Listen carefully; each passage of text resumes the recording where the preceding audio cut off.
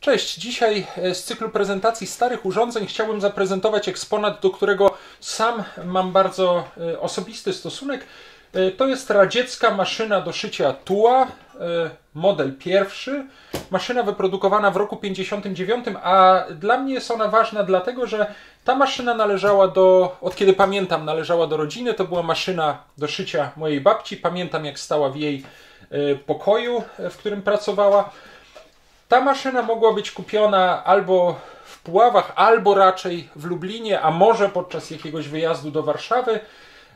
W Narodowym Archiwum Cyfrowym znalazłem bardzo fajne archiwalne zdjęcie z jakiejś wystawy z lat 60. sprzętu gospodarstwa domowego, na której widać bardzo, bardzo podobną maszynę.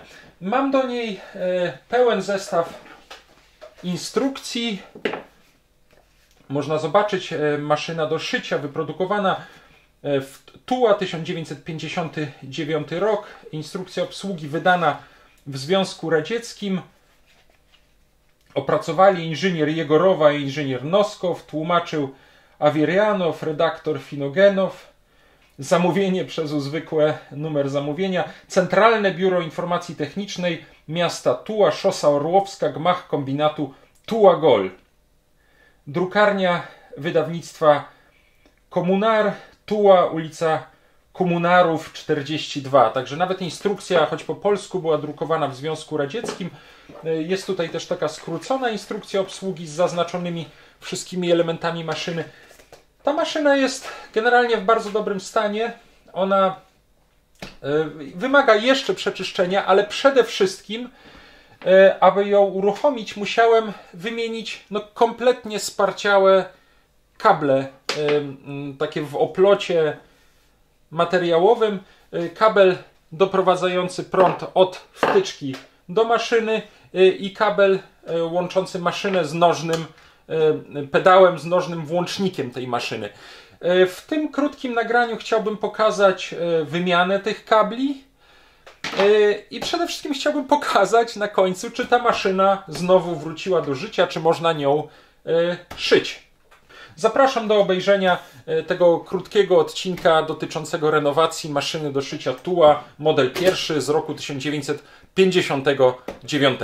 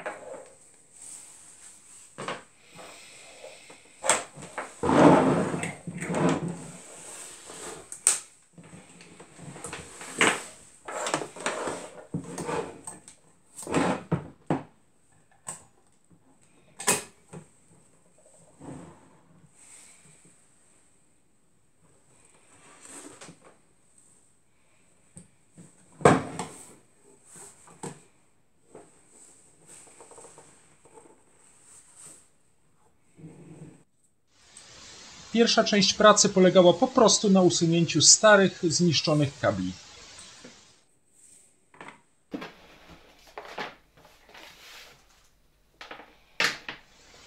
Kupiłem nowy kabel w oplocie, bardzo, bardzo podobny do oryginalnego, a jego końcówki i miejsca, w których był przycinany, zabezpieczyłem przy pomocy osłonek termokurczliwych, które ochroniły ten oplot przed rozplataniem.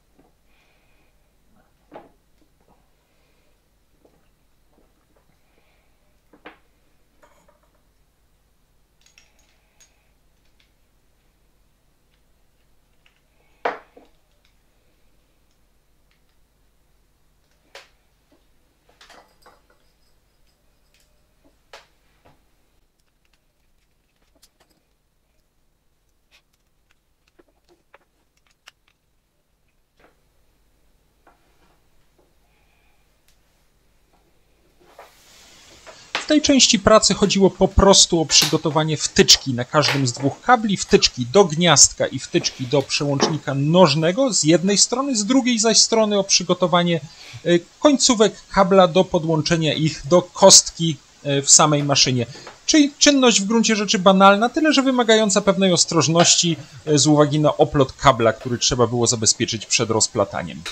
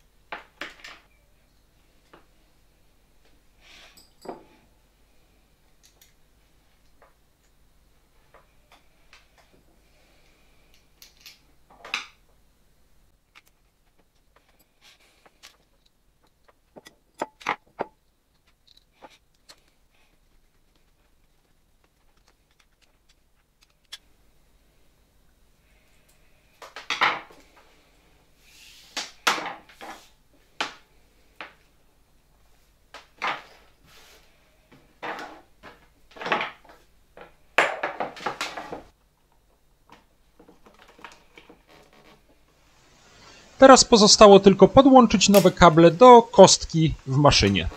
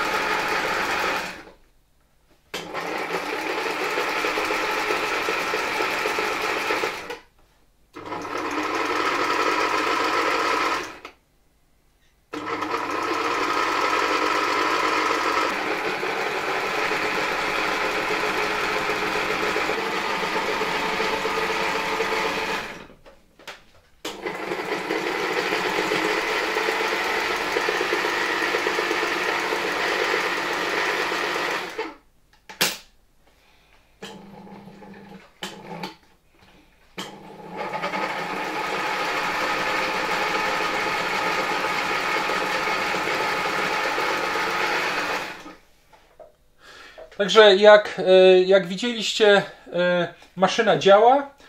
Teraz pozostaje, no i to jest następne zadanie dla mnie, chyba trudniejsze niż wymiana kabli, nauczyć się obsługi tej maszyny. Na szczęście mam bardzo szczegółową instrukcję obsługi. Ja sobie to wszystko spokojnie popróbuję i mam nadzieję, że za jakiś czas będę mógł pokazać, no już nie tylko, że ta maszyna w ogóle się rusza, ale też efekty pracy, efekty szycia przy pomocy tej maszyny.